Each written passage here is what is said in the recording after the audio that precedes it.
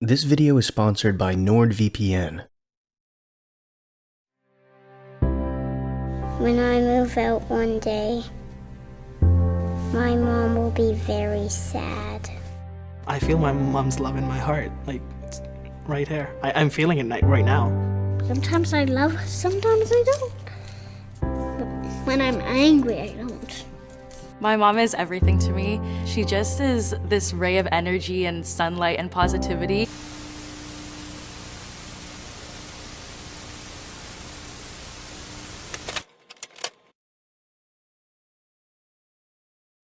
Mothers are very often regarded as the main cornerstone in the growth and development of a child.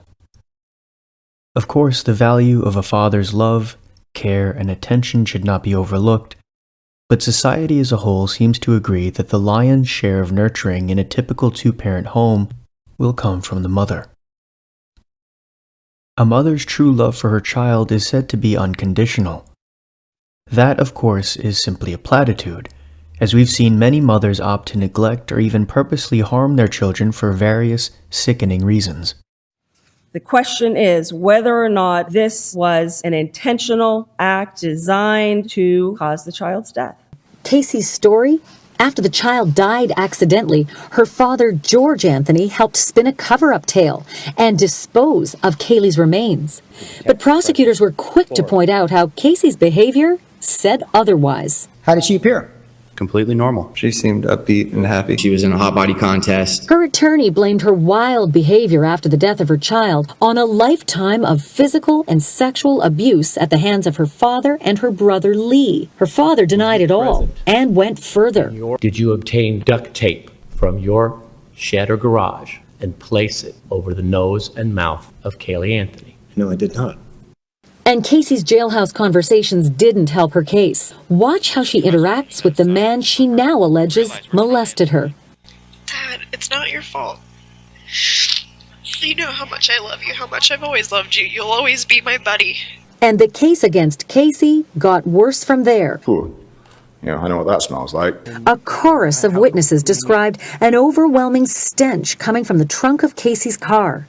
Even the canine officer smelled what his dog detected. Garris jumped up into the trunk, and of course I was overwhelmed at that point because same thing, I'm hitting at the same time he is. Casey's own mother was doubled over on the stand as she listened to her own 911 call reporting that smell. And it smells like there's been a dead body in the damn car. Thankfully, though, many mothers love, care for, and protect their children. But what if that unconditional love turned to an obsession? What would that mean for the dynamic of the family and the welfare of the children? This is the story of the murder of DeeDee Blanchard.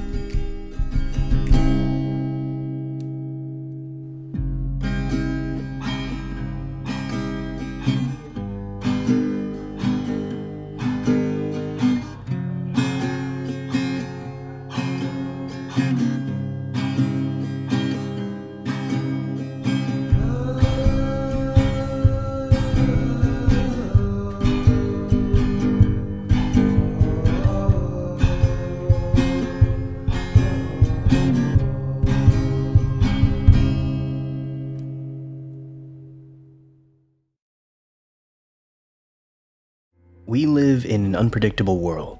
People take various precautions to ensure that they're safe in everyday life. We might park under streetlights at night, walk back to our cars with our keys in our fist, pre-dial 911 when walking in a dangerous area. But in this age of technology, you aren't just at risk of crime when we're out and about. We could be at risk at our computer screens as well. That's where NordVPN comes in. NordVPN provides a private, secure online connection that lets you browse the internet anonymously without putting you at risk for hackers or identity theft, especially when using public Wi-Fi. You can securely access personal information or work files, encrypt your internet connection, and keep your browsing history and online identity private. Or, if you just want to relax by watching a TV show, movie, or sport, you can access programs that may not be available in your country using NordVPN. And NordVPN is partnered with my channel for a special holiday offer, 73% off a 2-year plan plus 1 additional month free, only $3.16 per month. Check the link in my description box or the pinned comment below to check it out and start browsing more secure with NordVPN today. Now, let's get to the video. On June 15th in 2015 in Greene County, Missouri, friends of Claudine Blanchard, known to her friends as DeeDee, would see an eerie post on her Facebook page that simply read, "That bitch is dead." Friends and neighbors who saw the post began to wonder if perhaps her account had been hacked. And then another post appeared, saying that DeeDee had been stabbed to death and her daughter Gypsy had been sexually assaulted. The posts appeared to be made by the person alleging to have committed the crime. Before too long, a crowd began to gather around the Blanchard home. Neighbors knocked and called, but with no response. What was even stranger was DeeDee's one and only vehicle was still in the driveway. The police were eventually called, and by 10:45 p.m. that night, a search warrant came through for officers to enter and search the home. Inside, they found the body of 48-year-old Claudine DeeDee Blanchard. She had been stabbed just like the post in our Facebook had said. There was no sign of her 15-year-old daughter Gypsy, who authorities assumed had been kidnapped. DeeDee Blanchard was a single mother raising a daughter with a slew of physical ailments. Her daughter Gypsy, who was confined to a wheelchair with an oxygen tank, suffered from chromosomal defects, muscular dystrophy, epilepsy, severe asthma, sleep apnea, eye problems, and even leukemia as a toddler. Gypsy was pale, skinny, and frail. DeeDee spent a majority of her time caring for Gypsy's needs. She had to buy a special van that had the capability to transport a wheelchair. Their house needed specific amenities such as a ramp and a jacuzzi to help Gypsy's constantly aching muscles. Despite it all, though, DeeDee had a light, friendly personality that made it easy for her to make friends, which she had quite a few of. So when DeeDee was discovered dead in her home that evening in June, by the next morning a GoFundMe had already been set up to pay for funeral expenses, and a full investigation was underway to find her daughter Gypsy, fully backed by the residents of Greene County, who were all eager to see the sickly young girl return home safe. Police received a tip from a girl who was close friends with Gypsy, Aaliyah Woodsmansee, who came forward with what she felt was substantial information, and possibly a suspect. Gypsy's secret online boyfriend by the name of Nicholas Godejohn. Gypsy had started talking to Godejohn on a Christian dating site for almost 2 years. She felt her mother was overprotective and developed close feelings for Godejohn, even admitting at one point that she loved him. Aaliyah, aware of Gypsy's physical and mental limitations, was concerned for her friend and saw her online relationship as something potentially dangerous. With the news of DeeDee's murder, Aaliyah's instinct was all but confirmed. She shared all the information with the police, including screenshots of her chats with Gypsy regarding her relationship. Authorities were quick to trace Nicholas Godejohn's IP address to Waukesha, Wisconsin. Officers were dispatched, and after a brief standoff, Godejohn surrendered without incident. It was also discovered that Gypsy was inside the house with him, alive and safe. But things were not as they seemed.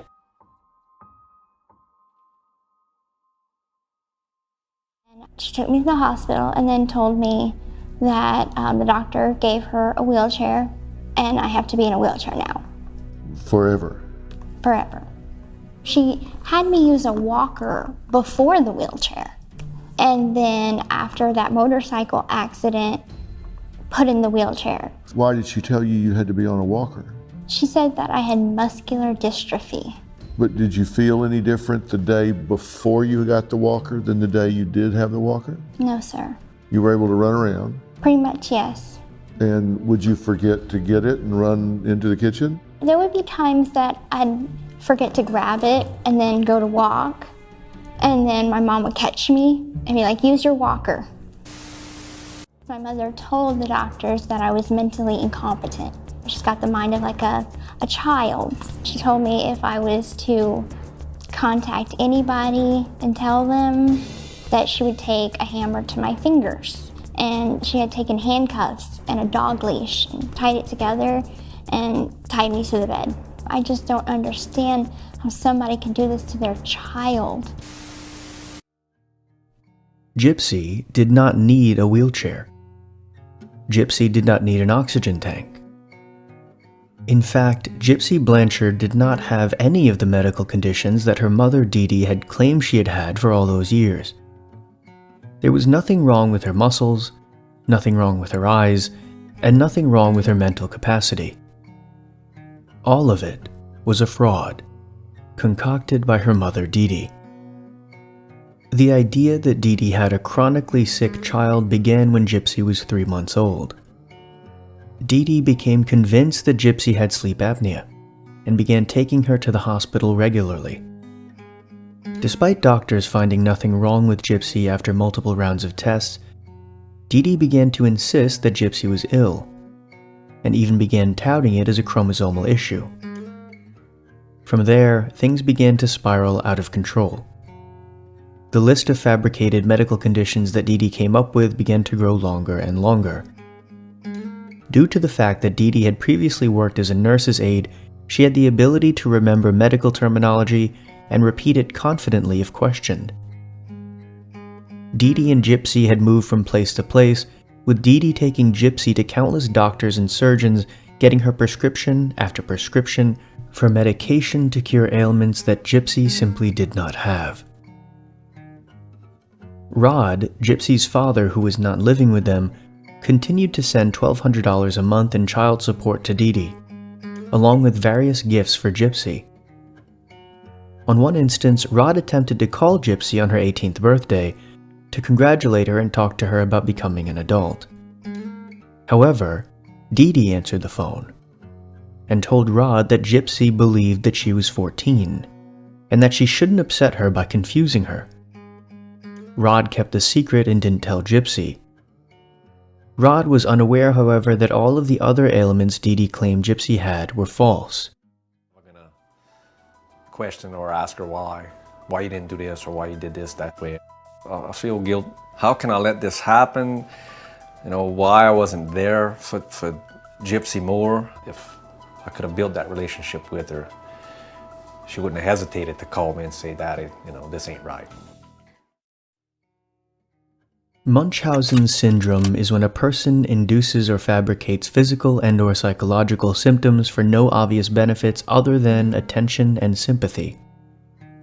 Munchausen by proxy is when those physical and psychological symptoms are induced or fabricated in someone else.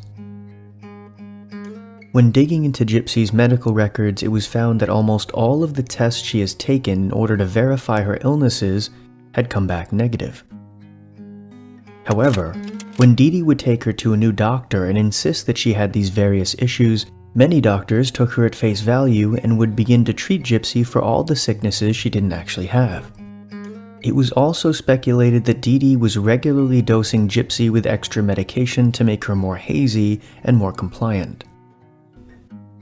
Gypsy also underwent multiple surgeries and procedures in order to fix problems she never had, such as eye surgeries, tube inserts put in her ears, feeding tubes, salivary gland extractions, and more. One New Orleans doctor by the name of Bernardo Flasterstein picked up that something wasn't quite right with the story that DeeDee was telling about her daughter. He discovered that Gypsy could stand up and support her own weight. He found the old test results showing that Gypsy did not have muscular dystrophy, and he even noted in his patient files that he suspected Munchausen's by proxy as the explanation for Gypsy's myriad of supposed illnesses. In response, however, DeeDee simply never went back to see Dr. Flasterstein again, and the doctor never followed up or contacted social services, something he regretted, especially after being informed of DeeDee's murder. So when Gypsy met Nicholas Godejohn on a Christian dating website in 2013, it wasn't long before they started planning to rid themselves of DeeDee Blanchard. Godejohn even texting Gypsy at one point, "Honey, you forget I am ruthless. and my hatred of her will force her to die. And on June 15, 2015, Nicholas Godejohn made his way into the Blanchard home and stabbed DeeDee to death while Gypsy listened on from the other room. From there, they fled back to Godejohn's house where they were picked up by police a short time later.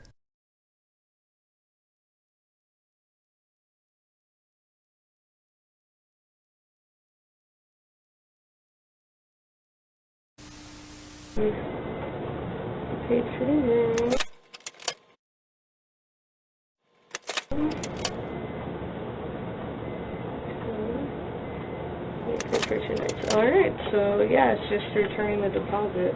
I don't know why he has this note, so. Okay.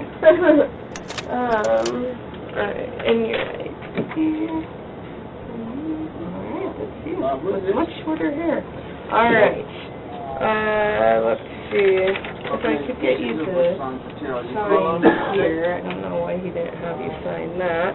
And then I'll send somebody up to check your room.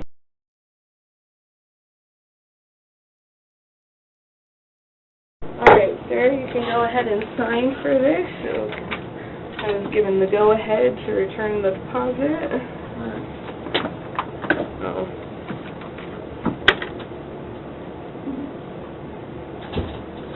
Alright, here we go. Just go ahead and sign on that one.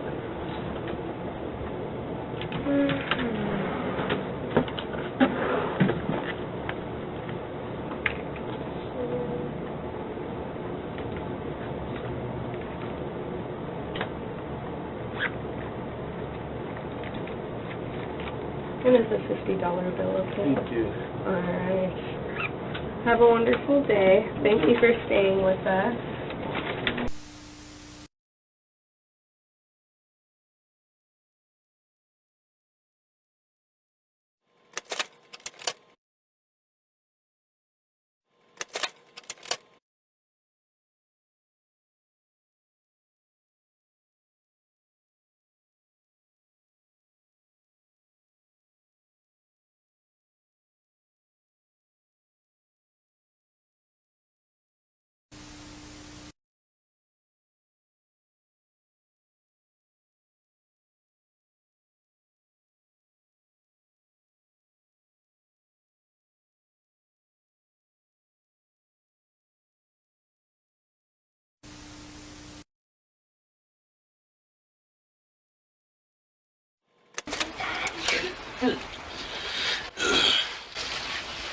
Well, Gypsy, we are here investigating something, so I do need to talk with you about some things, okay?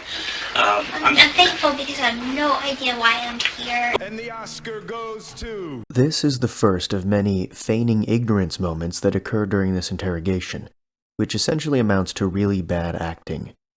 As the interrogator begins to pull the curtain back regarding the events that occurred and how they led to this police interview, you'll progressively see Gypsy's acting get worse and worse as she tries to hide the fact that she had a hand in her mother's death.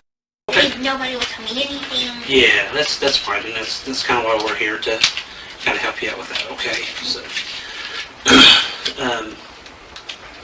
I am going to just read your Miranda just share real quick, okay? And as I'm reading this, if you don't understand something, I want you to stop me and say that you don't understand, okay? It's not being rude, it's not in fight or anything, okay? And just let me know. How much schooling do you have? Unfortunately, I was homeschooled, but my education is kind of scattered, so I have the basic of a third grader. Okay. Do you know how to read and write okay and everything? Okay, good. Not so much spell very good, but I can read. Okay. How would you say your comprehension level is? Good. Good. Okay. All right. Okay. You do have the right to remain silent. Anything you say can and will be used against you in a court of law. You have the right to talk to a lawyer, have your lawyer present with you while you're being questioned. If you cannot afford to hire a lawyer, one will be going to represent you before any question if you wish. You can decide at any time to exercise these rights and not answer any questions or make any statements. Did you understand everything that I read you? Okay. Do you have a cell phone number? No. No, not at all. Did you have a home phone? My mom's home phone. What's that number? 417. Do you ever do anything on the computer? Do you ever play games or anything on the computer? Do you ever mess with the computer or anything like that? I don't really have a computer, Okay. no. Did you ever have a cell phone that you played around on or anything like that? No? Okay. No laptop or cable fire or My mom anything? didn't let me use mine because she was like, it's unsafe. So Oh, really? yeah. Why did she feel like that was unsafe? My mom tended to be overprotective. Here, Gypsy says, "My mom tended to be overprotective," referring to her in the past tense rather than saying, "My mom tends to be overprotective." While not an admission of guilt and a seemingly small point to mention, little things like this are involuntary, and they're ways that individuals who are attempting to hide something will inadvertently reveal the truth. In addition to little involuntary statements or answers, Gypsy is also very bad at lying. Okay. Yeah, Okay. Alright, that's understandable. Alright, and how did you lived in Missouri at one point, right? Mm-hmm. Okay, and how did you get from Missouri to here? With the meteoric rise of interrogation analysis videos, audiences as a whole are more aware of behavioral patterns of deceptive individuals during police interviews. One very constant behavioral pattern is the over-explaining or over-answering of a simpler basic question by the officer. And once again, while over-explaining is not an admission of guilt or culpability, and might just be a symptom of extreme nervousness, it could be indicative of someone who's lying. An individual who is being truthful, who has nothing to hide, has the freedom to simply answer the question, "How did you get from Missouri to here?" The most basic answer would be, "We took a bus." However, if the individual is being deceptive, like in the case of Gypsy, she now has to go back and edit her recollection of what happened to exclude any details that might implicate her in the crime. This initiates the part of the brain having to do with imagination, not the part of the brain that has to do with just memory, which can cause people who use over-explaining as a way to hide deceit sound more like a story rather than an event that really occurred.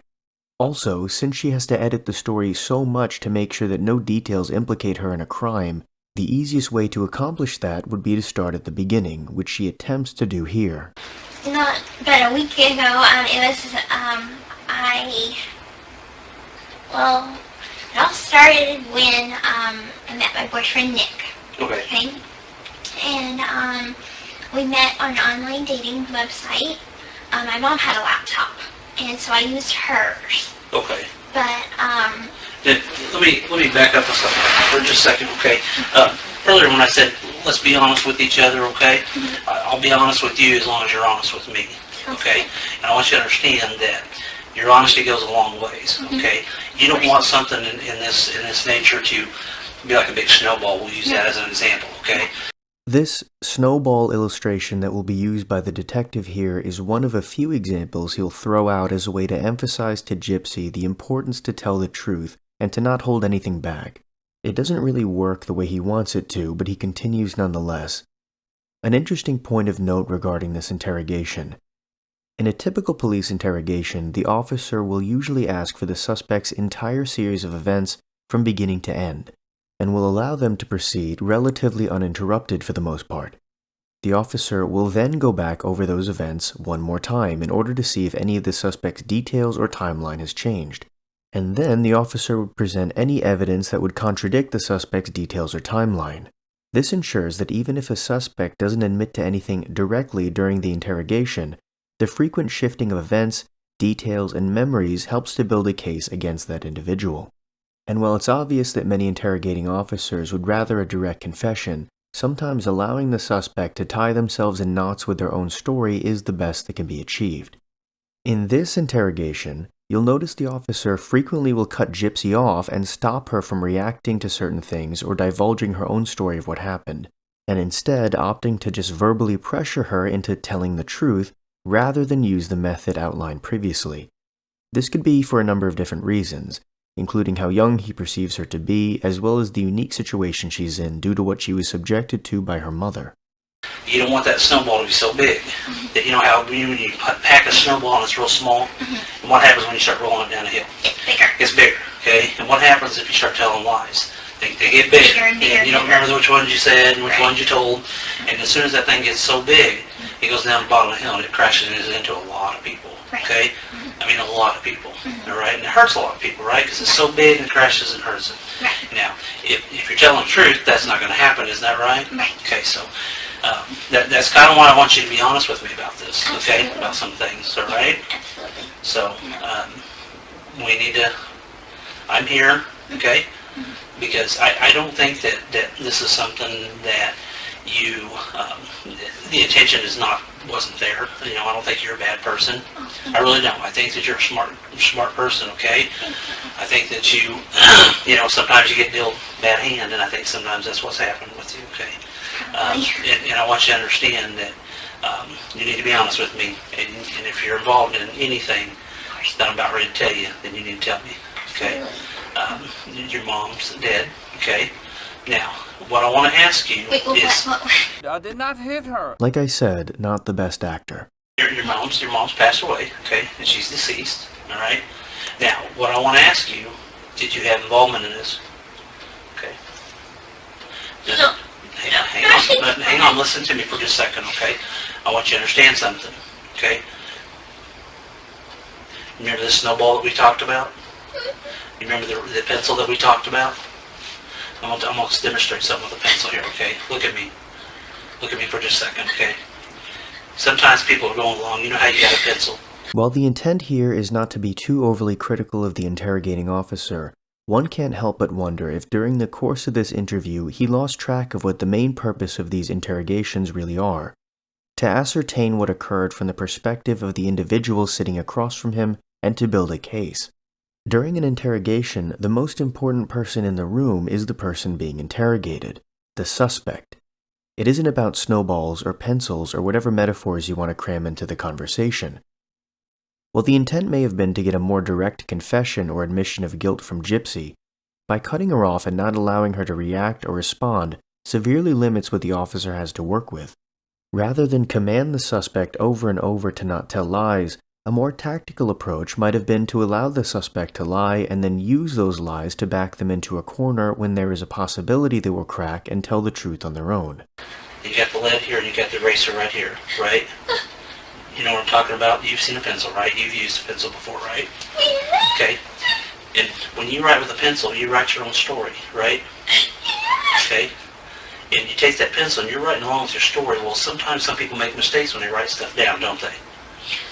We've all made mistakes. You've made mistakes. I've made mistakes, right? You ever made a mistake in your life? And I've made mistakes in my life. And hang on just a second, okay? When you're writing this stuff down, all of a sudden you make a mistake. Well, what do you do with that mistake?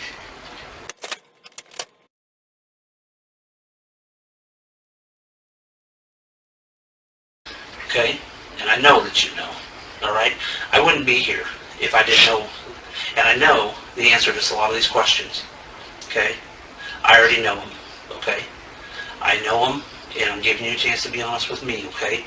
Because you don't want this thing to spiral out of control. Okay? No. Your boyfriend's in here. Okay? Oh, he's here. He's in here. Okay? All right? And do you think that we've not talked to people? No, I know. Listen to me before you say a whole lot.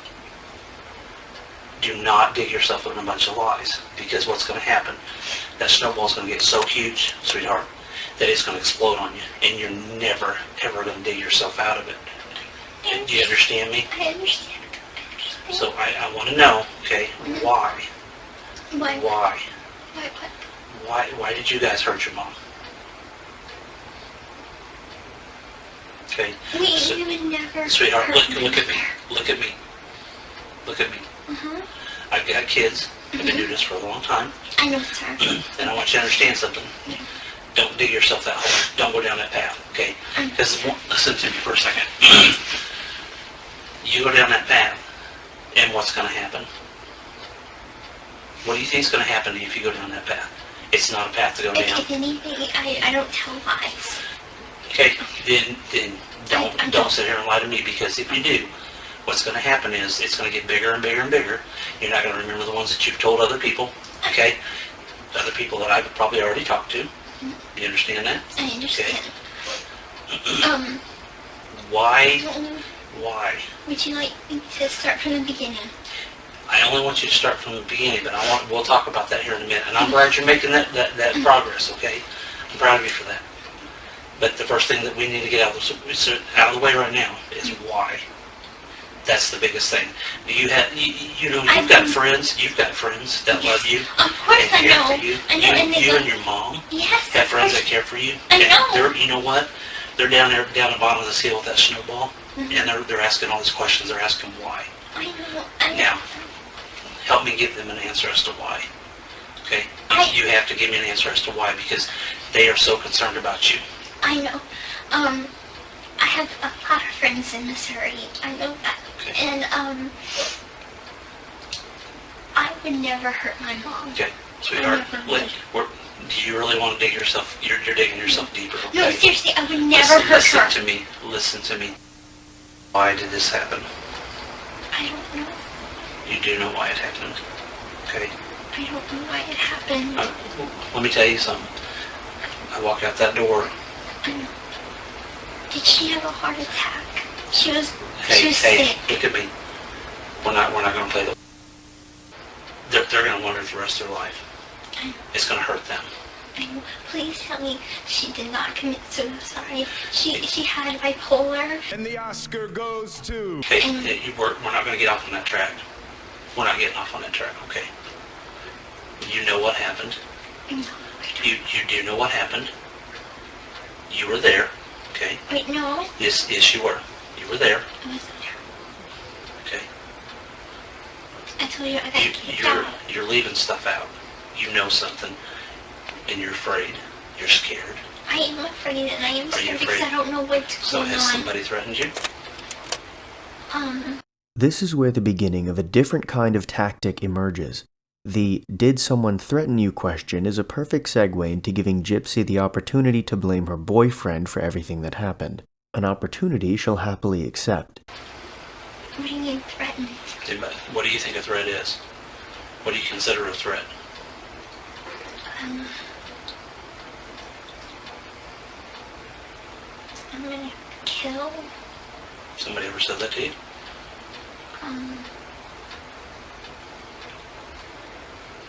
No. Yes, they have. No. And I know who told you that. Nobody's ever said it to me. So you're telling me you've never been threatened? But we gotta get down to the bottom of the why. Okay? I honestly didn't do anything to my mama. Who did? Who did? I don't know. Do we want to go back to square one? You don't want to do that. We're too far into this. You don't want to go back to square one. How can I go back and tell all your loved ones and your friends that you love them and you told Mr. Hancock why this happened? Because I go back and I tell them, hey guys, I can't tell you why. I don't think I did it because I did anything to my mom because I didn't. Look, Nick and my mom didn't get along very good. Okay. This is where Gypsy begins to seize the opportunity that was presented to her a few minutes earlier. You'll now see her slowly shift her narrative to fully implicate her boyfriend while still attempting to maintain the appearance of the victim of both her boyfriend and her mother. But that's all I know. Okay. So why do you think Nick did this? I didn't say he did. Sweetheart, I already know. I've already talked to people, okay? And right now... He said he hated my mom, but because my mom didn't want us to be together. But I was getting on my mom's nerves. Her nerve medicine was running out. Her patience was getting very thin for me, sticking up for him every time. So I'm proud of you. You did a good job. And so she asked me to stay away from him, and I promised her I would. Okay. And And then but then she just said, well, if you want to go, go. I guess out of love she did that. Because she wanted me to be happy. So why did this happen to your mom? What was the reason for it? I don't know. All I know is that... Why didn't it hurt her?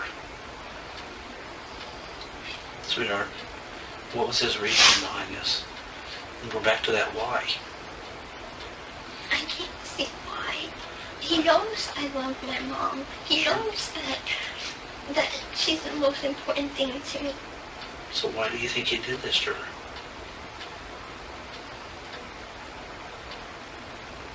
He only said something to me that he said that it's us against the world and that he's gonna protect me no matter what, and that we were gonna get married and everything and nothing was gonna stop us.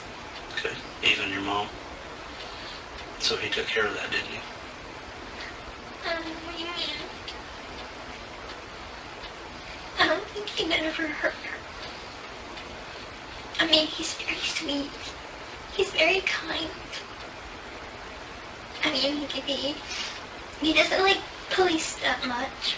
He's kind of a radicalist, I guess you would call it. Okay. But, Sweetheart, your mom loves you very much. he had a way of reading people. Okay. And she said that he seems like the head in a closet type of person that kind of murders and kills and Your like mom was right. Jeffrey Dahmer kind of person. And the Oscar. Here, Gypsy goes for the Oscar as she pretends to not know who infamous serial killer Jeffrey Dahmer is, despite the fact that both her and Nicholas Godejohn did extensive research on serial killers prior to DeeDee's murder. She will continue to villainize Nicholas while simultaneously trying to keep herself as clean as possible. I think your mom was right. You know your mom was right. You hit it right on the nail on the head, sweetheart.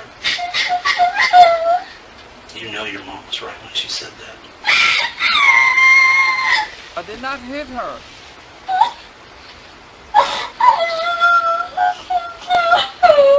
You should know what? Okay. He can. He killed my mom. He killed your mom. Yes, I know it. How did he do that? He was supposed to come and visit me.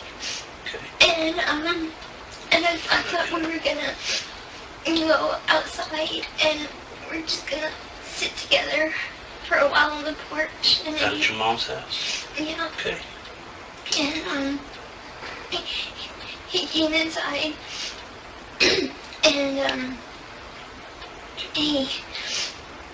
he started walking to my mom's room, and I told him that he needed to go outside. We need to go outside. What was your mom doing at that point? Was she asleep or She was asleep, and I got up to use the restroom.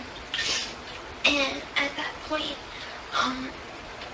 he had put me in the bathroom, and he had locked the door. Okay. And he went to my mom's room, and I heard her cry.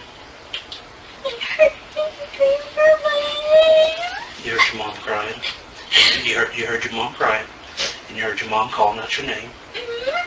But And he screamed. she was screaming. And I'm proud of you, sweetheart. and he opened the door, and he was covered in his hands and blood, and he had cut himself with his finger. You know if it was his left hand or his right hand? It was, gosh, I think it was this hand. Okay. And what happened was, I had, he commanded me to clean him up. With Gypsy's series of events well and truly documented as her firmly placing 100% of the blame on her boyfriend, an analysis of this case would be wildly incomplete without also looking at the interrogation footage of Nicholas Godejohn himself. As you watch it, note the difference in interrogation styles between this interrogating officer and the previous one who was speaking with Gypsy. Got somebody to talk to. Hi. Oh, okay. Hello. Hello. So you've been here a long time waiting on me to get here? Oh my gosh, have I ever been. I tried to get here as fast as I could. Are you tired? I stayed awake the entire time. Okay. Okay. Well, I'm going to talk to you, and I guess you said you wanted to talk to me, so Yeah, all right. Yeah, All right, I'm sure you have a lot of questions. Yeah. You probably want to know what's going on with Gypsy. Yeah. Okay, I'm going to answer your questions for you. Did you get something to eat? No, they offered that to me. But you didn't eat? I ate something before that. Okay, what did you eat? They're called ham sandwiches. I guess they offer that with mayonnaise as well. Oh, do you like mayonnaise?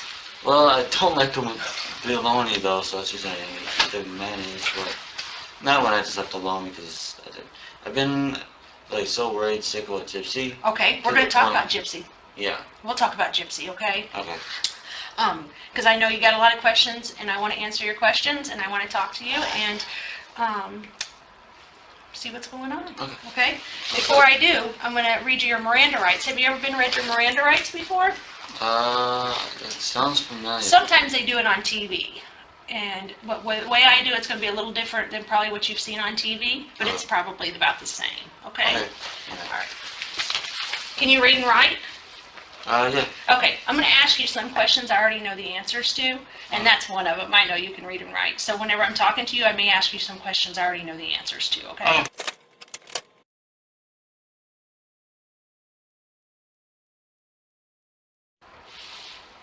If you can't afford a lawyer, one will be appointed for you before any questioning if you wish. That one goes right there. Okay, if you decide to answer questions now without an attorney present, you can stop answering questions at any time, okay? Okay. All right, sign right there, initial that if you understand that. And can you read, Nicholas? Yeah. Another question I knew the answer to, but I went ahead and asked it. But if you can read this paragraph right here to me out loud, and if you understand it and agree with it, then you can sign this paper. Okay. I have. Okay. Please forgive me. No, away you're for so fine. long. You're fine. Okay. I have read this statement of my rights, and I understand what my rights are. I am willing to make a statement and answer questions. I do not want a lawyer at this time. I understand and know what I am doing. They did do Facebook for a little while too. Facebook, okay. Yeah. And what is your name on Facebook? It's my name is Nicholas Godejohn. Okay, and how about hers? Well, actually, she got rid of hers recently. Okay. Because me and her, because I don't know how much she told you. I hope she told you everything that I do know also. Okay. Apparently, from what she told me, her mom kicked her out of her house. Okay. So she texted me to pick her up. Okay. And what happened was I got on a bus about a day later, about in the afternoon of that day. Okay. And then I got back to, what was it? I believe it was Springfield. Is where Okay. That's where it is. Because I'm all loopy from being so away. Okay. So long. Yeah, Springfield, Missouri. As soon as I got there, I walked straight to a hotel, and then I let her know that I was at the hotel. Okay, so you got there on a bus. What kind of bus was it? It was a Greyhound bus. Okay, so you got to Springfield, Missouri on a Greyhound bus. Yep. And you walked straight to a hotel. Yep. Do you remember what that hotel was called? Yeah, it was called Days Inn. Days Inn. Okay, and that's in Springfield, Missouri? Yep. Okay, so you get off the bus and you walk straight to Days Inn. What kind of clothes are you wearing? Oh, jeez. I don't have that good of a memory at this point. Okay. And so you get to Springfield, so you're excited, you want to see her, so then what do you do? I text her, and then she, there's obviously a lot of, like, free public Wi-Fi spots around there, so. Okay. I don't know where she texted me from, but she was able to find somewhere to text me from. Okay. And after that,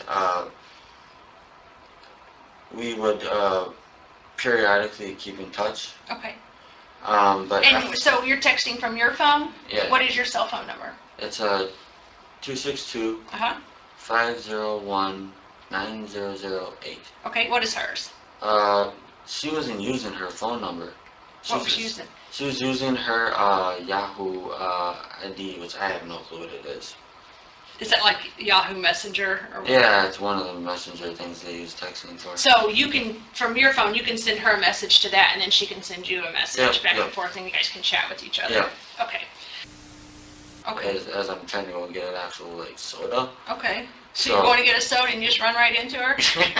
It's right on the same level that my hotel room was on. Okay. And then what happens?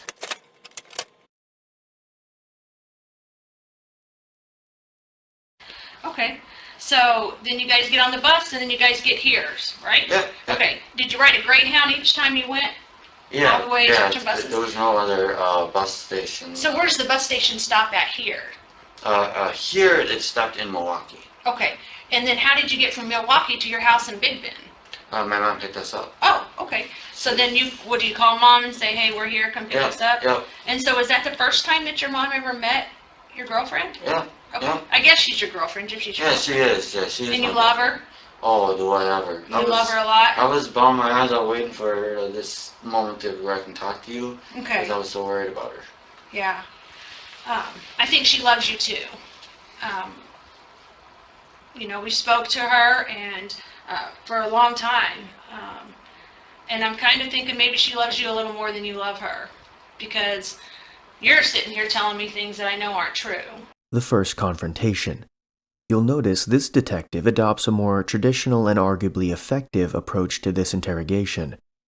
There were no pencils or snowballs or people at the bottom of a hill getting buried. She allowed Godejohn to run through his whole series of events, allowed him to express himself and react, and only when he was done did she initiate her confrontation and challenge the information he presented.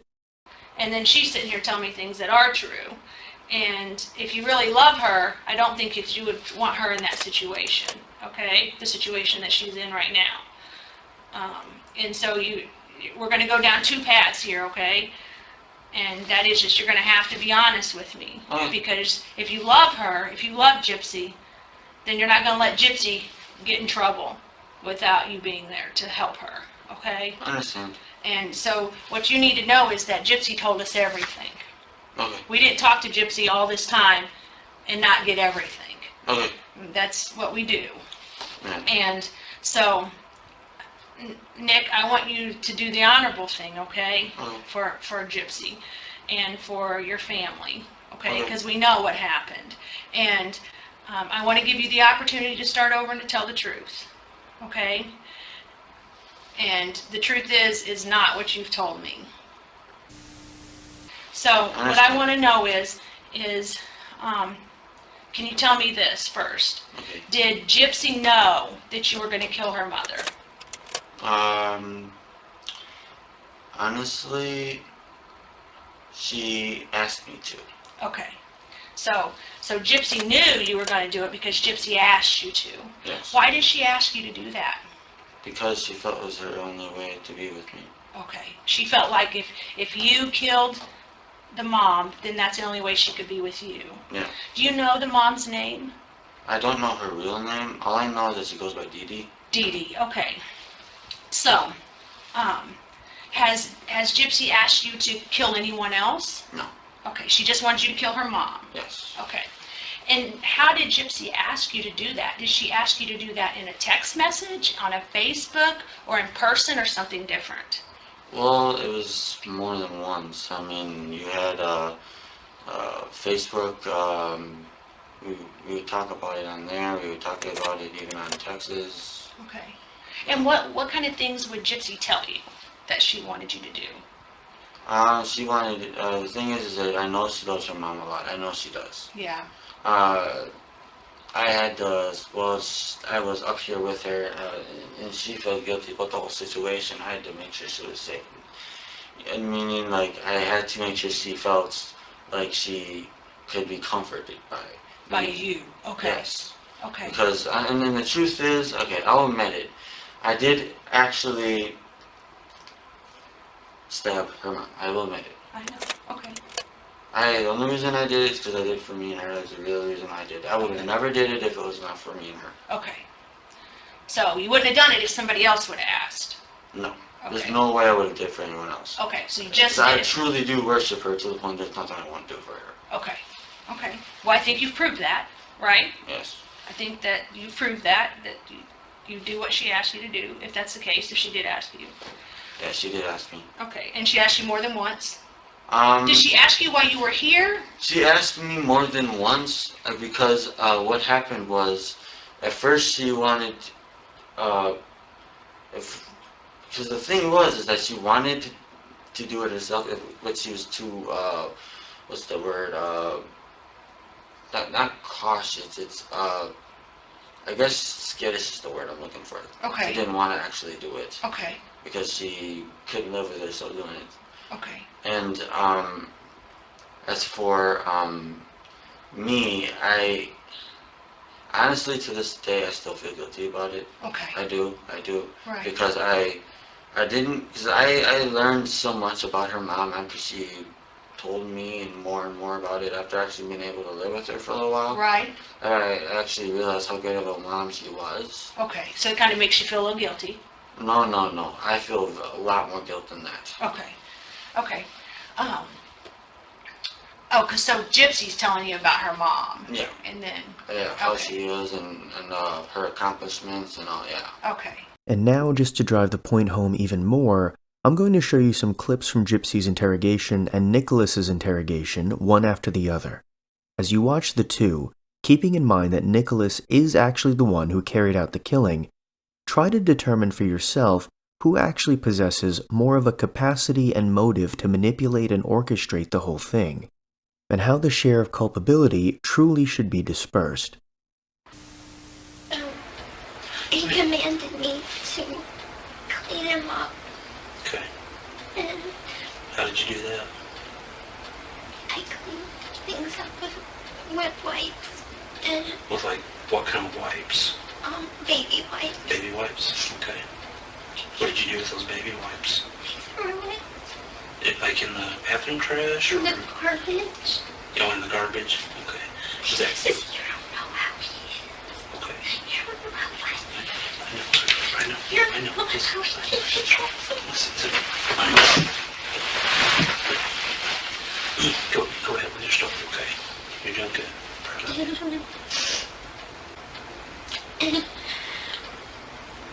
I was in shock. I mean, she looked up multiple times of how to do it because she wanted to find the quickest way to do it. Okay, so like she looked up on the internet, Yes. like how to kill her mom? Yes. Okay. And so she was looking for the easiest way to do it? Yes, this Okay. way she would be in less pain. She wanted Okay. her mom's death to be quick. Okay, so you wouldn't have known how to do the poisoning. And so, again, why did we choose the knife? Like, why The did reason you... why we chose the knife is because I guess she thought that it'd be quicker if she bled out quickly. Okay. Now, did she tell you that, or is that something you think she thought? Most likely that's what I would think she would do. Okay, but she didn't tell you to No. stab her because she'd bleed out quickly? No. Okay. That's what I figured she would think because Okay. it makes sense. More holes, faster they go away and the faster they are at peace. Okay. So the more holes you put into the body? Yeah. Is that what I'm understanding? Okay. Okay. So, so that's why you chose to stab her? Yes. Okay. And so how did you get the knife? Like, where'd the knife come from? Did you bring it with you from here? No. Okay. Did you buy it somewhere? She bought it for me. Who bought it for you? Gypsy. You guys were supposed to go outside. And him and your mom, what was him and your mom She arguing didn't know. previously? She didn't know he was there. Okay, so she had no idea he was there. No. Had they argued or anything before? Or, why did he? And we're back to that question of why. And I want you to tell me why he did this. I know why. Okay. On the phone, they had an argument. I wanted them to get along so bad. And, I invited him to come in March to see Cinderella with me. The movie. This past March? Okay. The movie Cinderella. And anyway, unfortunately it hurt my mom's feelings because I paid more attention to him than her. Okay. And, anyway, she didn't like him from then on. And I called him to try to talk to him. And, he told me, I talked to him for a little while and was like, you're not good enough for my daughter. You're a creepy eye, and it's creepy that you were hitting on my daughter whenever we're going to a family movie. And, he doesn't like his name to be dragged through the mud. Is that something he's told you, or words that he's used, or okay? So he told you he didn't like his name being drunk through the mud by your mom. Okay. And he said that it was his way of getting justice or revenge. Where was Gypsy at when you were stabbing her? When you were stabbing Dee in the bed, where was Gypsy at? She was hiding in the bathroom. Okay. Why was she in the bathroom? Why was she hiding in the bathroom? Because she didn't know if her mom was going to kill me or not. Oh, okay. So she thought Mom might kill you. Yes. Okay. Did she think Mom had a weapon, or? She didn't believe I could actually do it. That's what I think it was. Okay. She didn't think that you would just go in there. And you don't know if she Yeah, had confidence in you. Is that what you're kind of saying? Yeah. She didn't think I was capable of it. Whose decision was it for her to go in the bathroom while this was happening? She said that's what she wanted to do. Okay. So I just let her do it. And Okay. she locked the door behind her, so. Okay, so she went in the bathroom, locked the door, and you went to do whatever you were doing. Do you remember, did Gypsy ever come out and see her mom? I wouldn't let her.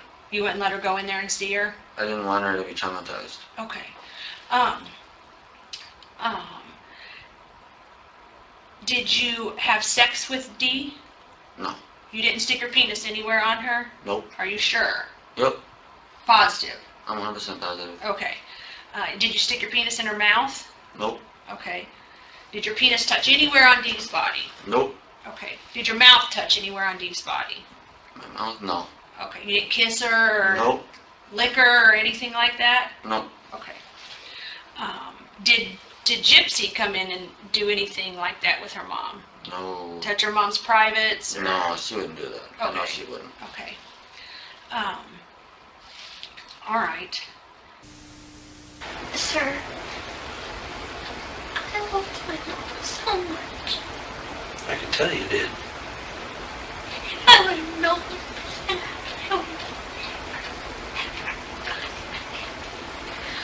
If you would have known this was going to happen, you would have never went with him. When you say you went with him, what do you mean by that?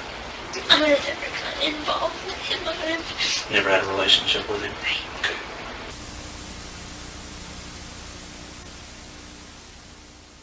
In July of 2015, Gypsy Blanchard accepted a plea bargain of second-degree murder and was sentenced to 10 years in prison, the minimum amount of prison time for a second-degree murder charge. I didn't think that anyone would believe me. I thought they would eventually tell my mom, and that would make my home life even worse for me. I feared her more than I feared anyone else. Who talked you into killing your mother? I did. I talked him into it. Now, you mentioned the idea to kill your mother came out about a year before it happened. Yes, sir. And what was going on in your home life that made you reach the point where you did that or made that decision? I was growing increasingly desperate to get out of my home life. Did you tell Nick that? Yes. And what was your mom doing that caused you to be more desperate? Things were getting physically and more physically abusive. The hitting was more. The starving was more. Now, you mentioned you were in a wheelchair. Were you required to act any certain way when you were in a wheelchair? Yes, sir. How was that? She would have me stay very quiet and pretend like I couldn't walk. Mr. Perry, can we pause for a second? Yeah. I sit for a second. Mr. Godejohn, would you raise your right hand, please? Do you swear the answers to the questions about to be asked of you today will be the truth, the whole truth, and nothing but the truth? Yes, sir. Thank you. You can put your hand down. Now, previously you have requested, have you had enough time to talk about it with Mr. Perry? Yes, sir. Mr. Perry, do you believe that your client fully understands his right to jury sentencing and the effect of waiving it in the event that a first-degree conviction is returned on count one? I do, Judge.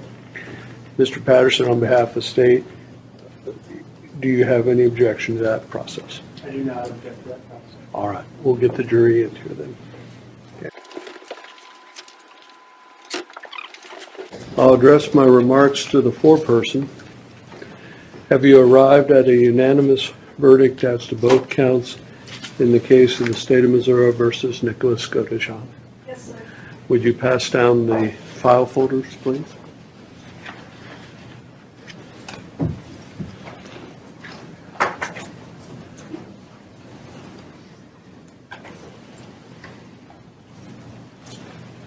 Thank you.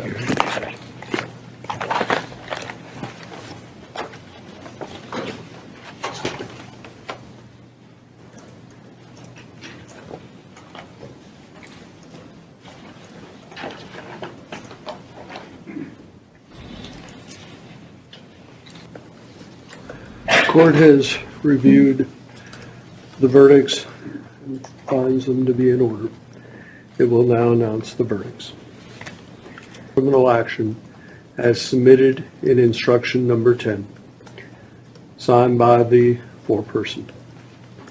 Ladies and gentlemen, because only the foreperson signs the verdict forms, I must poll the jury. You'll be asked the following question: are these your verdicts? If they are, answer in the affirmative, yes. If they are not, simply say no.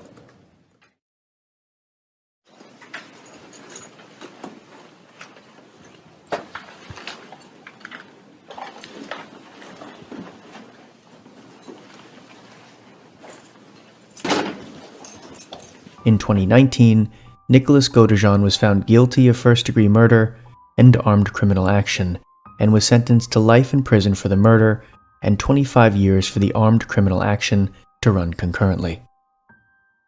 Prosecutors declined to pursue the death penalty. In the years since the story broke about DeeDee and Gypsy Blanchard, there have been countless television shows, movies, and documentaries about the case, as well as movies and TV shows taking this concept and reimagining it. She's allergic to sugar. Everything I do for her. My mom is my best friend. All she wants to do is keep me safe. Gypsy! Have you been able to confirm the girl's medical history? Which part? Any of it. Are you okay, Mom? Of course I'm okay. I have you.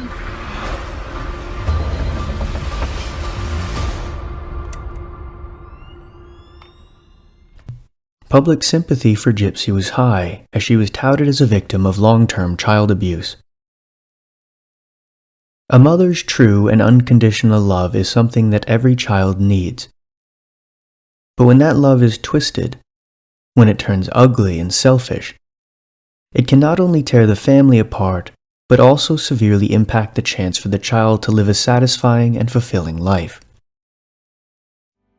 In 2018, while in prison, Gypsy stated, "I feel like I'm more free in prison than living with my mom, because now I'm allowed to just live like a normal woman."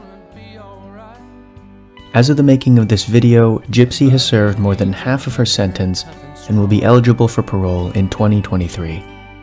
It's almost time to go.